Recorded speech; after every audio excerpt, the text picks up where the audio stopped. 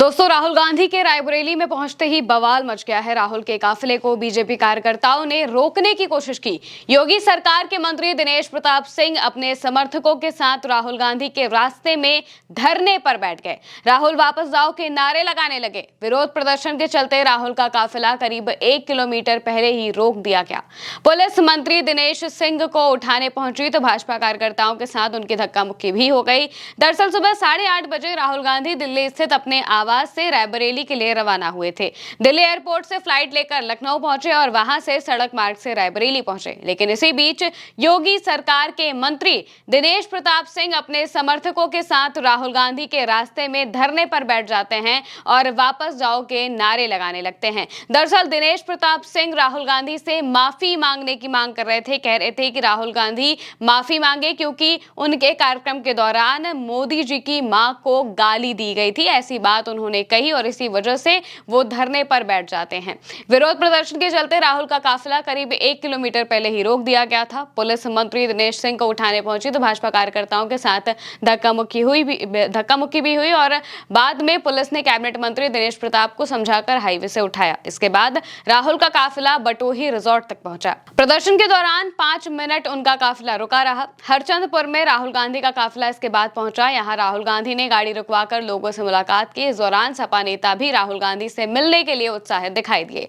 हरचंदपुर के सपा के ब्लॉक अध्यक्ष ने राहुल गांधी से मुलाकात कर अपने कार्यकर्ताओं से उनकी मुलाकात कराई। राहुल गांधी आज और कल यानी कि 10 और 11 सितंबर को रायबरेली में रहेंगे। इस दौरान वो बूथ स्तर के कार्यकर्ताओं से मुलाकात करेंगे, प्रशासन के दिशा बैठक में शामिल होंगे और विभिन्न कार्यक्रमों में हिस्सा भी लेंगे। लोकसभा चुनाव जीतने के बाद ये उनका छठा रायबरेली का दौरा है। इससे पहले वो 29 और 30 अप्रैल को भी रायबरेली में आए थे।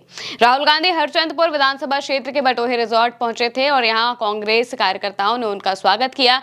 राहुल ने कहा, पहले लोग कहते थे कि दाल में जरूर कुछ काला है, लेकिन किसी के पास कोई सबूत नहीं थे। अब सबूत है, वोट चोरी हो रही है, इसे रोकना होगा। दोस्तों, ये प्रदर्शन बीजेपी की बौखलाहट दिखा रहा है कि कैसे बीजेपी राहुल के वोट चोरी वाले मुद्दे से परेशान है और जब उन्हें कुछ नहीं मिला तो वो मोदी की मां के नाम पर जनता का ध्यान असल मुद्दे से भटकाने की कोशिश कर रहे हैं। लेकिन बिहार में बीजेपी को खुद करारा जवाब जनता ने ही दिया था। इसकी झलक हमें बिहार बंद के वक्त देखने को मिल गई थी, जब जो बीजेपी के कार्यकर्ता हैं, जो बीजेपी के नेता हैं, वो सड़क पर उतरे थे बिहार बंद कराने के लिए। लेकिन जनता ने इस बंद को पूरी तरह से नकार दिया था। पूरी तरह से इसकी जो बौखलाहट थी वो देखने को मिली थी जब बीजेपी के लोग इतने ज्यादा पगला जाते हैं कि वो बिहार की जनता तक को परेशान करने लगते हैं। मारपीट की जाती है, महिलाओं के साथ छेड़छाड़ होती है और इस वजह से ही बिहार बंद पूरी तरह से फेलियर साबित होता है। उस बिहार बंद का मुद्दा भी यही था क्योंकि राहुल गांधी और तेजस्वी यादव के कार्यक्रम में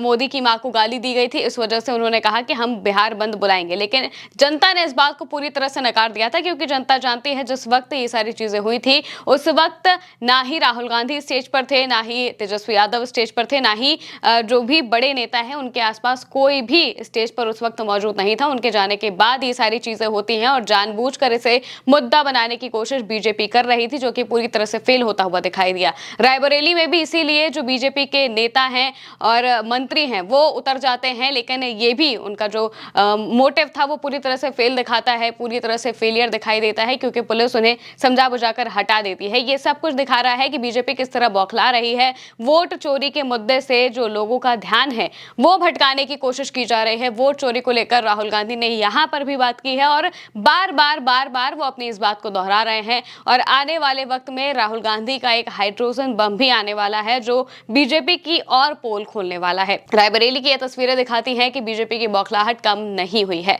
फिलहाल के लिए मेरे साथ इस खबर में इतना ही।